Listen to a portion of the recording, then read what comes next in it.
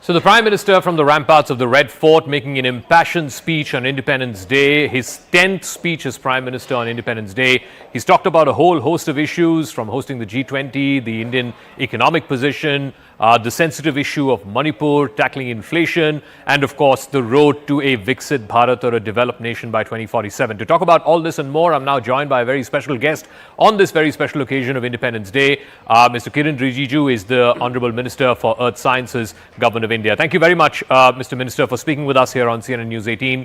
So the Prime Minister, the big highlight, the big headline of his speech was how India needs to rid itself of the three evils of dynastic politics, corruption and appeasement. The Congress party has just responded by saying that BJP should not be talking about these three because BJP also has corruption, dynastic politics and appeasement. How would you respond to that, sir? First of all, thank you very much for having me in your show, and I would like to extend my greetings to your CNN News viewership, all the viewers across the country for a happy Independence Day. Today's address by Honorable Prime Minister Modi ji from the rampart of the Red Fort is to be seen from two different angles. One is the report of 9 years achievement of our government. Ever since 2014, when Modi ji became the Prime Minister, what kind of transformation has taken place in this country? There are too many things to talk about, from 11th rank to 5th rank in the world GDP, from the maximum digital success rate in the whole of the world is India, from maximum toilet construction, from houses, roads, bridges, airports, railways, so many things. So, in a way, it's a report card of 9 years completion. And the second part is the way forward. In this Amrit Kal, next 25 years, how India will achieve its dream to become a developed nation by 2047. And thereby also reminding us that all the major steps taken during this period is going to shape next 1,000 years. Means from the impoverished India, which was impoverished by the misgovernance of the Congress party for 6 decades, from nearly 1,000 years of colonial rule and colonial attack by invaders, and then, impoverishing this nation. Next 1,000 years will be a time where India will be playing a leading role, not only as a prosperous and rich and powerful nation, but show a way forward how the whole globe, the whole world has to function, where India will play a leading role. So this is a very important message which Honorable Prime Minister had given today. Okay. Now, the point which you mentioned about the corruption, dynasty and appeasement, these three are the biggest ills. These have really not only tarnished India's image, but weakened India from inside. So when we talk about corruption, it's a Congress. Congress and corruption, they are synonymous. So how Congress party ruined this nation by, indulging into intense corruption at every level. Rajiv Gandhi himself had admitted that 85% of the money doesn't reach the grassroots. So this is established, which Modi ji has totally done away with by transparency, by digital transfer of benefits, and so many other things which I don't want to take too much of time. Secondly, about the dynasty, that Congress party and some of this party, for them, a party is everything. Today, Mallikarjun Kharge may be Congress president. Adhir Ranjan may be Congress parliamentary party leader in Lok Sabha. But they all serve one family. For them, one family is everything. For Kharge, Mallikarjun, or chief ministers like the Rajasthan chief minister Gehlot ji, or chief minister of Karnataka, or anybody, for them, Rahul Gandhi, Sonia Gandhi, Priyanka Gandhi is everything. So for them, one family is above the country. So that is why we have to fight against this dynastic politics. Okay. And thirdly, appeasement. Yeah. All this appeasement in the name of clan, religion, in the name of all these freebies, this has to be done away. Once we finish these three, evils of our nation, the corruption, the dynasty and the appeasement, India will surely achieve its target, and under Modi ji's leadership, we will achieve it. We are 100% confident that by finishing all these evils from the society, by 2047, India will be a fully developed nation. Mr. Rijiju, the Prime Minister also touched upon the sensitive issue of Manipur, and he talked about how the state and central governments are doing what they can to bring back peace. The opposition is saying that Mr. Modi does not particularly care about Manipur. If he did, he would have gone to Manipur and not gone to the Red Fort instead. You also witnessed how the entire session of Parliament, got derailed because of the issue of Manipur. What can you tell the people of Manipur and the viewers who are watching this broadcast now as to what is it that governments both at the centre and at the state are doing to restore peace in Manipur? See, Jaka Jacob, you have raised very important issue, and this is emotive as well as very sensitive issue. When the violence started in Manipur, we have been trying to re-establish peace. We are doing everything what is to be done. Our MOS home stayed for 23 days in Manipur. Home Minister Amit Shah ji stayed there for 3 full days and met all members of the society. Prime Minister is monitoring closely all the things happening in Manipur. Please remember, this clash which is happening in Manipur is not between the terrorist organizations and government of India. It is a clash between two dominant communities of Manipur. It is a clash between Meitei community on the one side and Chin, Kuki, Mar, Zhou community on the other side.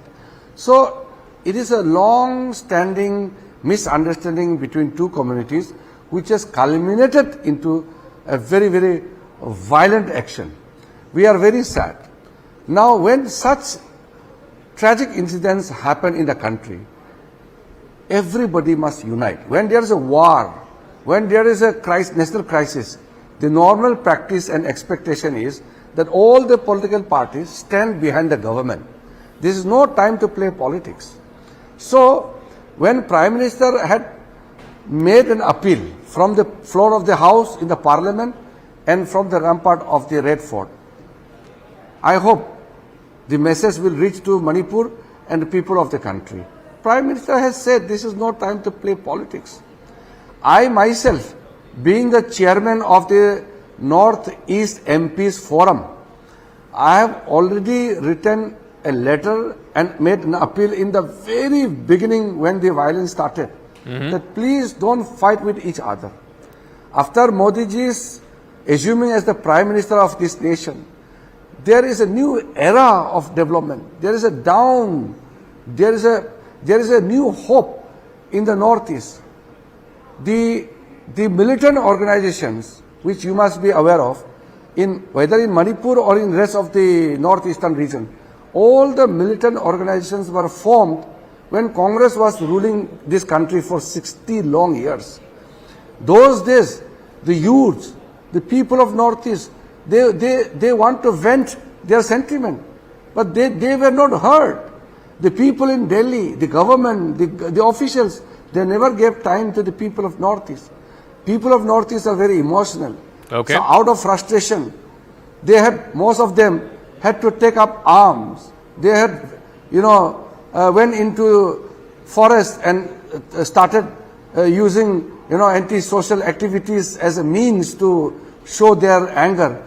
So after 2014, not a single militant organization was formed. After 2014 up till 2021, more than 8,000 militants have surrendered with weapons. Peace is returned to the Northeast because there is a government in Delhi which is talking to the people. Prime Minister Modi ji has given full priority to the Northeast. Today, Northeast, most of the regions are free from Armed Forces Special Powers Act. The incident in Manipur is not an arms uprising against government of India. It is a conflict and contest between two communities. That is why army cannot just go and fire, which Rahul Gandhi says, please use army and finish the violence in 24 hours. And Rahul Gandhi's words are very objectionable. He said this nonsense going on can be finished by army in 24 hours. How can a member of parliament like Rahul Gandhi use such words? But I am not surprised this comes from Rahul Gandhi. He doesn't have any concern and understanding for the country. He only works with the anti-India group. He works with those people who chant slogans to split Mother India. He works with the Khalistani sympathizers and anti-Indian elements who are working outside India. And this kind of person will not understand what is unity and integrity of the nation. Okay. So, through your channel, I want to make it very clear that we are working very hard to re-establish normalcy in Manipur, and Manipur will see the new era of peace and prosperity again. That is what Honorable Prime Minister has made an appeal.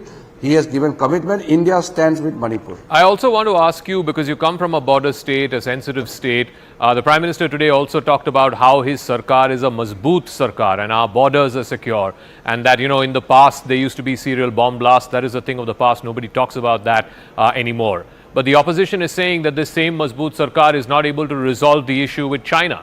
So how do you respond to that, sir?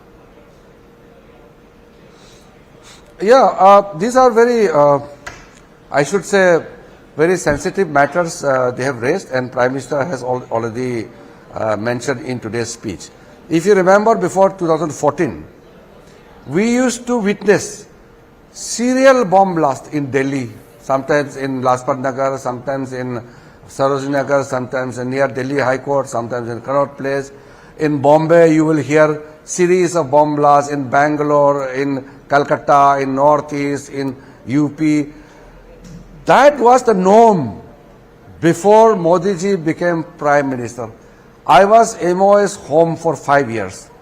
I have dealt with security issue of this country very closely.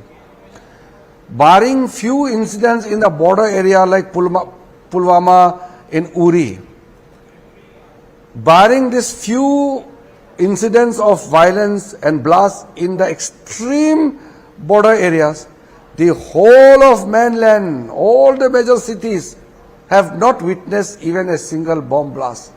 Can you just compare what was the situation during Congress time?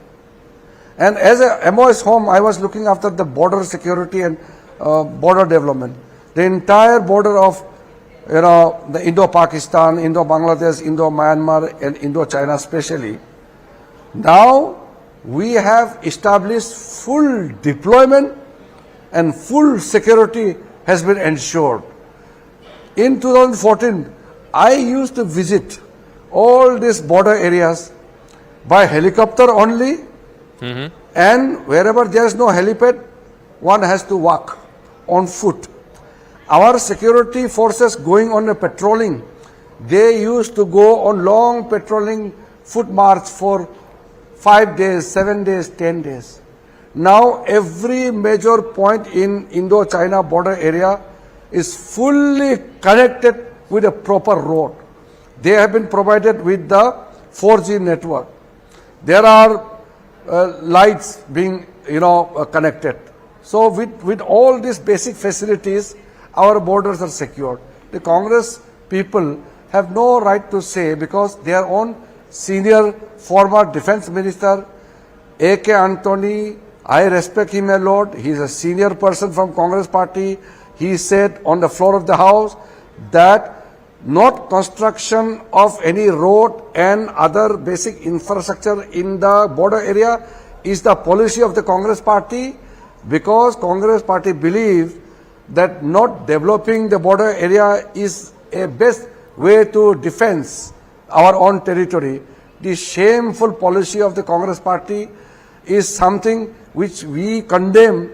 I also come from the border area. Yeah. I condemn the Congress policy of not bordering the border development, and today Modi ji has transformed the entire developmental process in the border area, and the security of the nation is fully under control, and the country is a confident country, and nobody can dare to take any inch of Indian territory. Whatever disputes happening, our forces are standing there fully deployed.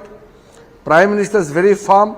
We don't want to attack any other country. We don't want to snatch somebody's land, but we will also not allow anybody to encroach upon our territory. We are very clear about that. All right. Mr. Rijiju, as always, a pleasure speaking with you. Thank you very much for joining us on this occasion of Independence Day here on CNN News 18. Thank you.